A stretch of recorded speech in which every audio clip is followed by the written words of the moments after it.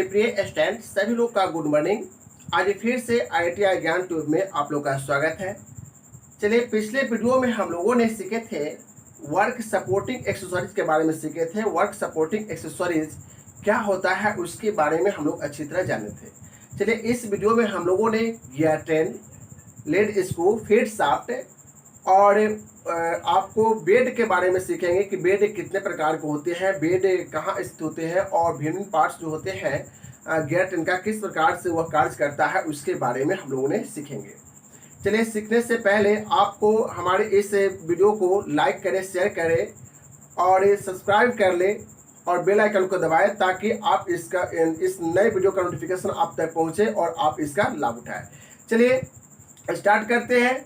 आपको gear train के बारे में हम लोग जानते हैं। पहले गियर ट्रेन होता क्या है आप चित्र देखेंगे और चित्र देखने के बाद बारीकी से हम लोग देखते हुए और सीखते हुए चलेंगे कि गियर ट्रेन होता क्या है। आप चित्र में देखते होंगे कि गियर ट्रेन होता क्या है और वह गियर ट्रेन में आपको भिन्न भिन्न गियर कैसे कार्य करता है वह सभी आपको चित्र द्वारा आपको दिखेगा।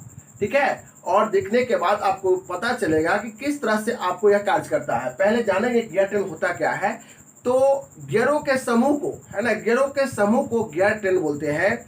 जो स्पर्श गियरों के समूह को आपको छोटा गियर, बड़ा गियर और उससे समूह बनता है और उससे पावर ट्रांसमिट होता है। उससे क्या होता है? पावर ट्रांसमिट होता है। तो वैसे गियर के जो समूह बनता है तो उससे हम गियर ट्रेन बोलते हैं। जो स्पर्श गियरों के समूह को गियर ट्रेन कहते हैं, जो आप चित्र में आप देखेंगे। स्पर्श गियरों के समूह को आपको गियर ट्रेन कहा जाता है।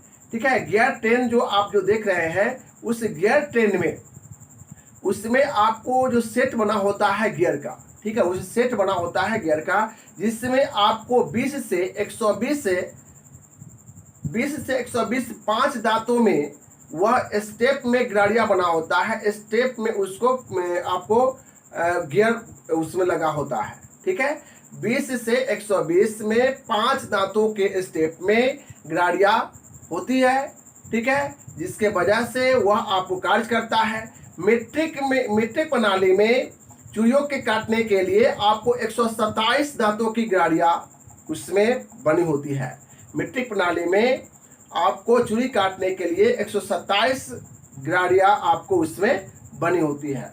ठीक है, तो इस तरह से आपको समझिए कि उसमें स्पर्श गियर के जो समूह है उसमें आपको जो गियर ट्रेन जो बनता है उस गियर ट्रेन में आपको इस प्रकार से जो दांता बना होता है और वह छोटे से छोटे गियर और बड़े से बड़े गियर के समूह बनता है और उस समूह को हम क्या बोलते हैं? गियर ट्रेन बोलते हैं, जो आपको चित्र में दिखाया गया है। ठीक है, अब हम आ जाते हैं कि आपको उसमें गियर जो है गियर ट्रेन वह गियर ट्रेन कहाँ स्थित होता है। ठीक है, गियर ट्रेन आपको कहाँ स्थित होता है?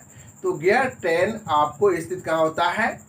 वह स्थित होता है आपको हेड स्टॉक को बायां पक्ष में स्थित होता है। जो वह हेड स्टॉक के बॉडी में ही वह आपको जुड़ा होता है और उसमें स्पिंडल के साथ, और उसको बाद है कि उसके बॉडी में गियर बॉक्स के साथ उसमें जो लेड स्क्रू, फीड शाफ्ट के जो लीवर, फीड शाफ्ट और लेड स्क्रू के जो होते हैं स्पिंडल होते हैं उसके साथ वह जुड़े होते हैं। ठीक है, तो उसमें फीड शाफ्ट और लेड स्क्रू क्या है? तो गियर बॉक्स से जुड़े हुए और पूरे समझिए कि आपको लंबाई में, बेड की लंबाई में आपको लेड स्क्रू और फीड शाफ्ट होते हैं, जिसमें लेड स्क्रू पर एकमे थ्रेड कटा होता है। उसमें एकमे थ्रेड से आपको हाफ नट के द्वारा कैरेज को फॉरवर्ड और रिवर्स में चलाया जाता है।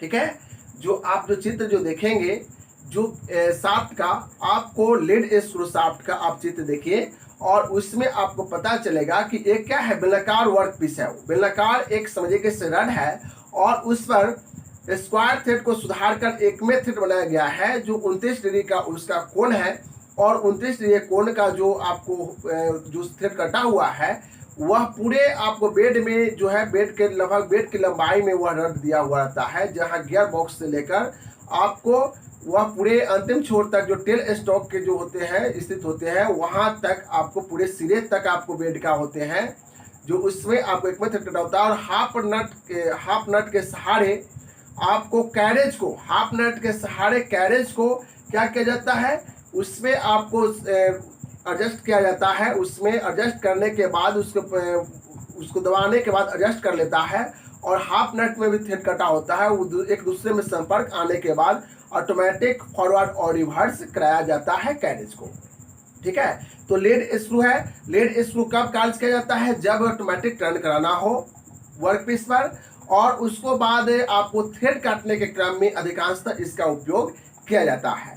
थ्रेड काटने के क्रम में आपको अधिकांशतः उपयोग किया जाता है। जो इसमें जो होते हैं, जो 2 TPI होते हैं, वे भारी कामों के 2 PI जो होते हैं भारी कामों के लिए यह उपयोग किया जाता है 2 TPI।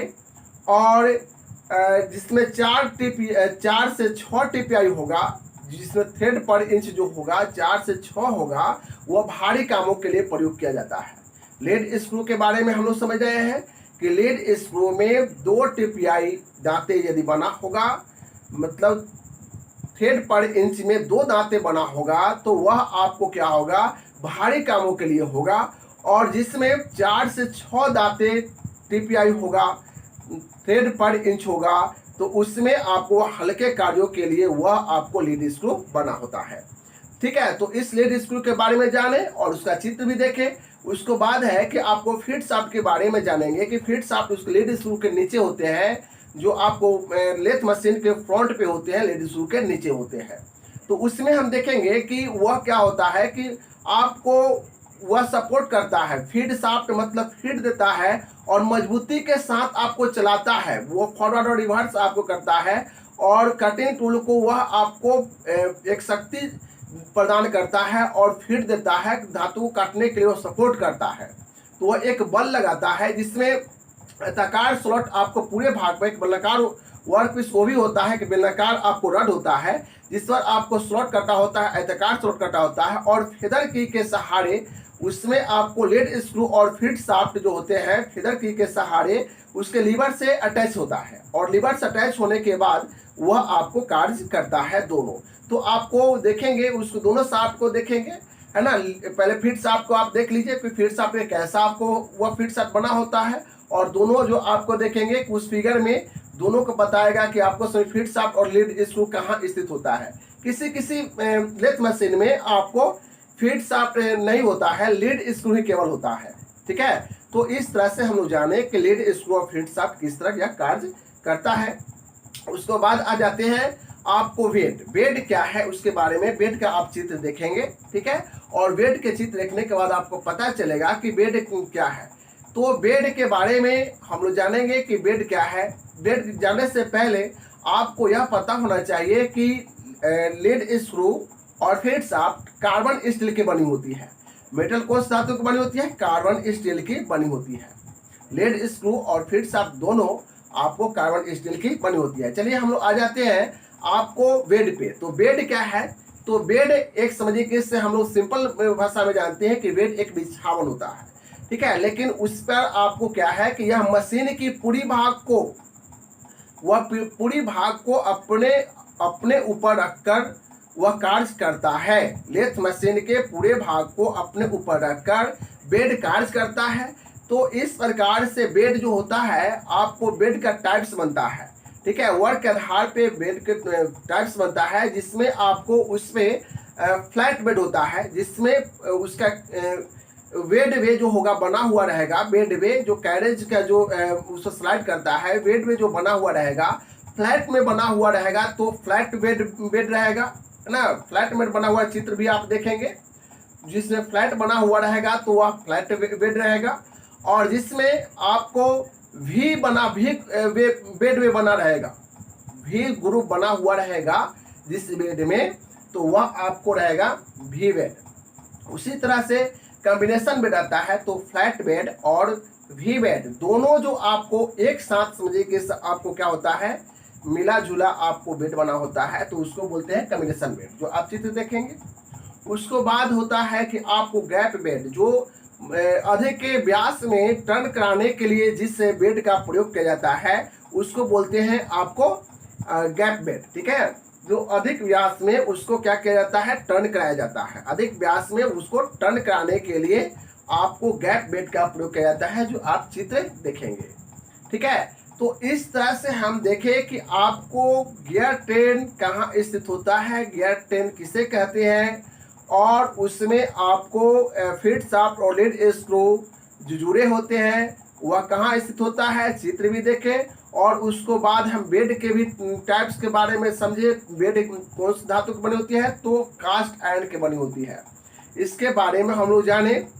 उसको बाद है कि आपको गियर ट्रेन के जो आप देख रहे हैं गियर ट्रेन, उस गियर ट्रेन में थोड़ा सा पावर ट्रांसमिट करने के लिए बारे में थोड़ा सा जान लेंगे कि आपको लेथ के हेड स्टॉक में जो स्पिंडल होते हैं वह स्पिंडल आपको पावर ट्रांसमिट करता है, और उससे आपको टम्बलर गियर से जुड़े हुए आपको गियर ट्रेन होते हैं, और वह गियर ट्रेन जो होते हैं वह पावर ट्रांसमिट करते हुए लीड स्क्रू और फीड शाफ्ट को ट्रांसमिट करता है, और उसके बाद आपको कैरेज को चलाता है।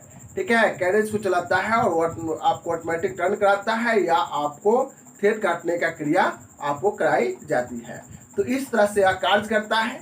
चलिए, इस वीडियो में हम यहीं तक जानेंगे,